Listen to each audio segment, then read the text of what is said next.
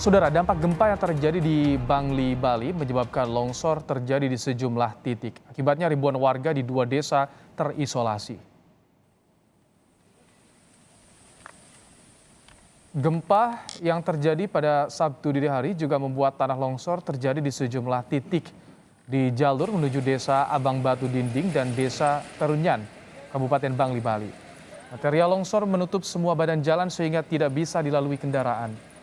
Selain itu, badan jalan juga retak di sejumlah titik. Kondisi ini membuat ribuan warga di dua desa, yakni Abang Batu Dinding dan Desa Terunyan, terisolasi.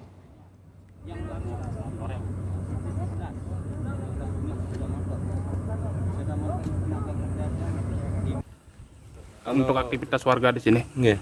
Kalau khusus untuk wilayah Terunyan ada 3 titik dengan ini. Di sebelah sana juga ada dan di sebelah sana juga ada katanya tadi di Abang dan di Buahan Nika. Tentu mengakibatkan akses masyarakat yang pengen ke kota itu agak tidak memungkinkan. Pusat gempa Bali terjadi di 8 km barat laut Karangasem. Gempa ini terjadi di kedalaman 10 km. Bahkan gempa ini terasa hingga daerah Lombok, Nusa Tenggara Barat. Gempa bermagnitudo 4,8 mengguncang wilayah Karangasem, Bali. Beberapa hari yang lalu gempa berkekuatan sama juga mengguncang Yogyakarta, Pacitan.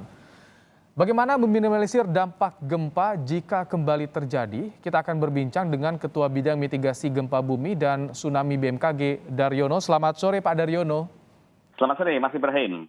Baik, Pak Daryono, tadi sempat disinggung sudah pernah terjadi tahun 2017.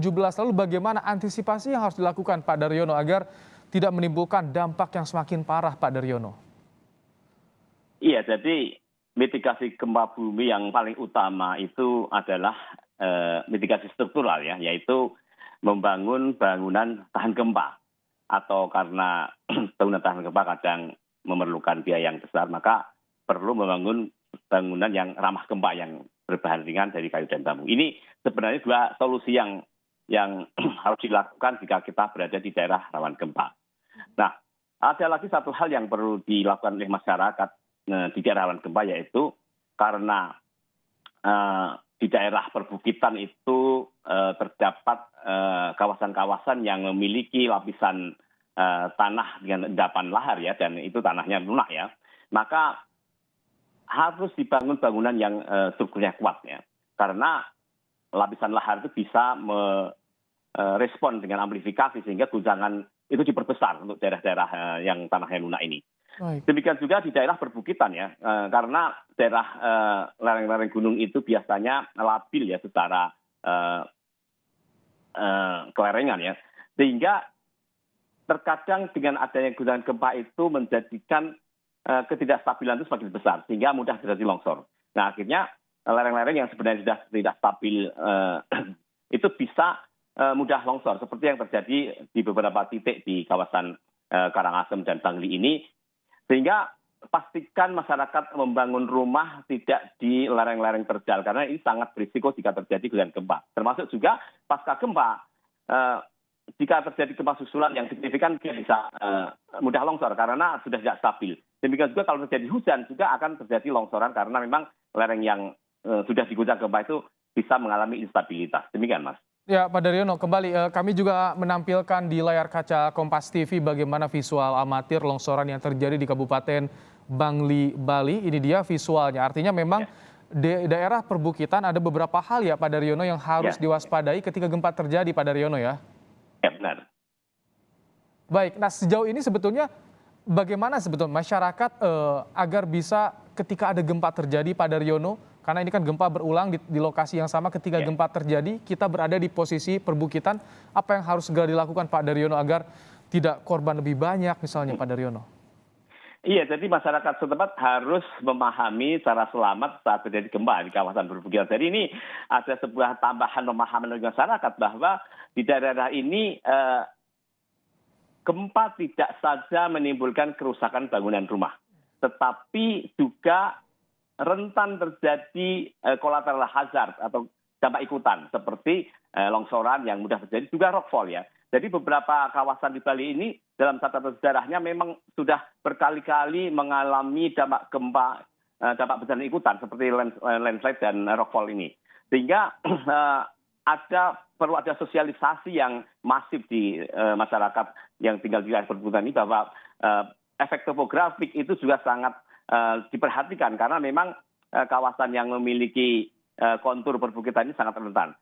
Baik contoh gempa yang terjadi tahun 1917 itu juga menimbulkan korban yang sangat besar, lebih dari 1.500 orang, dan saat itu hampir 80% korban jiwa dan kerusakan itu terjadi di daerah perbukitan. Inilah karakteristik bencana gempa di Bali, bahwa di area perbukitan ini mampu menimbulkan collateral hazard atau dampak ikutan yang mana tidak hanya gempanya saja yang bersifat lemah, tapi juga efek longsoran, runtuhan batu ini menjadi faktor yang harus diwaspadai ke depan terkait dengan masyarakat Bali ini. Karena Bali sebagai daerah rawan gempa sampai kapanpun akan tetap mendapatkan risiko-risiko seperti ini, sehingga masyarakat harus kita sosialisasi terkait dengan kemungkinan terkait dengan bahaya gempa dan kolateral hazard dampak ikutan ini, Mas.